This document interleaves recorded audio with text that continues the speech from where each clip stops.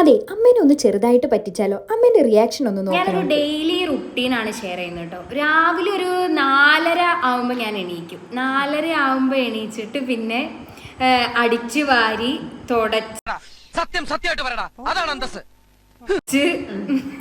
വിളക്ക് കത്തിച്ച് കഴിഞ്ഞിട്ടാണ് അപ്പോഴേക്കും അലക്കാനുള്ളത് വാഷിംഗ് മെഷീനിൽ ഇടും കേട്ടോ. ഇതൊക്കെ കഴിഞ്ഞിട്ടാണ് ഞാൻ പിന്നെ അടുക്കളയിൽ കയറാറുള്ളത്. അടുക്കളയിൽ കയറിയ സമയത്ത് പിന്നെ രാവിലെ ചായക്കുള്ള കടി, പിന്നെ അതിൻ്റെ കറി, അതേപോലെ കൊണ്ടുപോകാനുള്ള ചോറ്, കറി, ഉപ്പേരി, പിന്നെ മീൻ പൊരിച്ചതോ ചിക്കനോ അങ്ങനെ എന്തെങ്കിലുമൊക്കെ ഉണ്ടാവും. അപ്പോൾ ഏട്ടനും അച്ഛനും കൊണ്ടുപോകാൻ വേണ്ടി ഇതൊക്കെ ആക്കി വയ്ക്കും. എന്നിട്ട് പിന്നെ അമ്മയ്ക്ക് ഒരു ഗ്ലാസ് ചായയൊക്കെ കൊണ്ടാണ് ഞാൻ അമ്മേനെ വിളിക്കാൻ തന്നെ പോകാറ്. അപ്പോഴാണ് അമ്മ ഒന്ന് എണീക്കുക. അപ്പോഴേക്കും ഏകദേശം ഒരു 7:15 ആയിട്ടുണ്ടാവും. അപ്പം ഞാൻ അമ്മേനെ വിളിക്കും. അമ്മേനെ വിളിച്ച് അമ്മ എണീറ്റ് പിന്നെ പല്ലൊക്കെ തേച്ച് കഴിഞ്ഞ് പിന്നെ ചായയൊക്കെ കുടിച്ച് കഴിഞ്ഞാൽ പിന്നെ അമ്മയ്ക്ക് അന്നത്തെ ദിവസം പിന്നെ വേറെ പണിയൊന്നുമില്ല. പിന്നെ വൈകുന്നേരം ഞാൻ വന്നു കഴിഞ്ഞാൽ ഞാൻ പിന്നെ ചോറ്, അതേപോലെ രാത്രിക്കത്തേക്ക് 2 സമയത്തും ചോറ് തന്നെയാണ് വെക്കുക. അപ്പോൾ രാത്രിക്കത്തേക്കുള്ള ചോറ്, പിന്നെ അതിന് മീൻ കൊണ്ടുവന്നിട്ടുണ്ട്, അപ്പോൾ ആ മീൻ കറി വെക്കും.